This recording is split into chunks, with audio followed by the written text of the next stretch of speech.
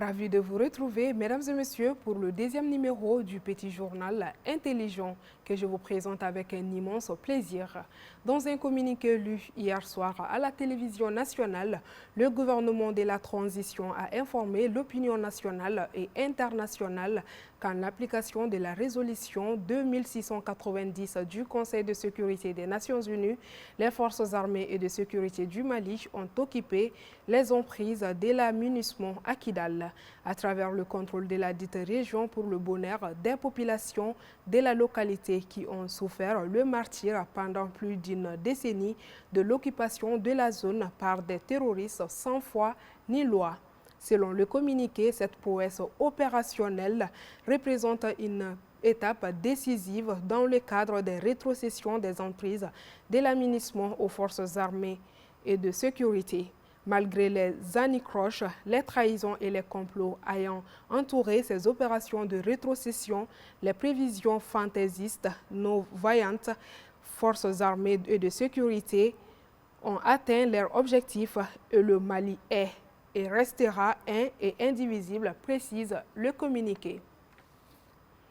Dans le cadre de la célébration de la Journée des droits de l'enfant, le ministre de la Communication, de l'économie numérique et de la modernisation de l'administration, en partenariat avec UNICEF, a organisé un atelier national de formation ce mercredi 15 novembre 2023 à la Maison de la Presse de Bamako sur le renforcement des capacités des journalistes sur les droits de l'enfant.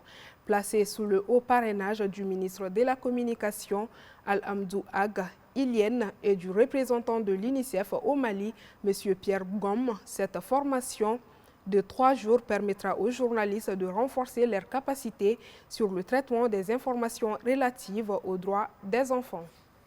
L'insécurité persiste dans la région de Badjangara. Vendredi 10 novembre 2023, les hommes armés non identifiés ont fait irruption dans un village situé à 2 km de Badjangara, rapporte Studio Tamanish.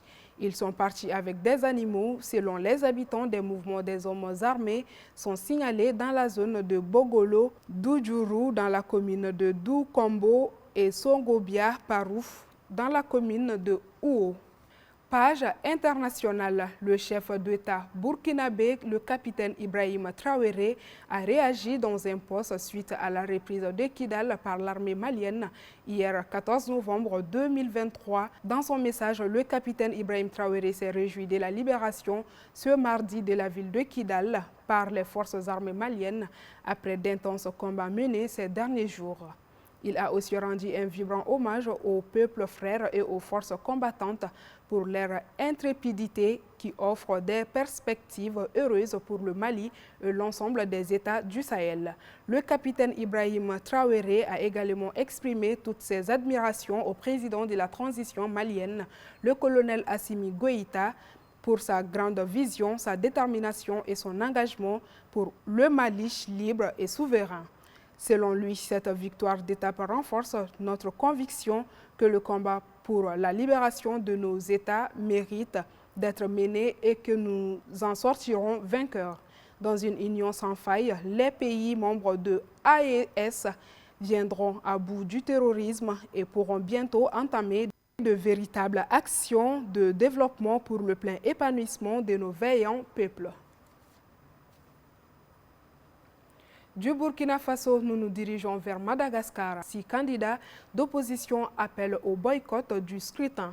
La crise politique malgache franchit un nouveau cap. 6 influents candidats de l'opposition à la présidentielle à Madagascar, dont 2 anciens présidents, ont annoncé lundi 13 novembre 2023 qu'ils ne participeront pas au scrutin prévu jeudi et appelleront les Malgaches à ne pas se rendre aux urnes. Et voilà, c'est tout pour ce deuxième numéro du petit journal intelligent. Rendez-vous dans 5 heures de temps pour de nouvelles informations. D'ici là, portez-vous bien.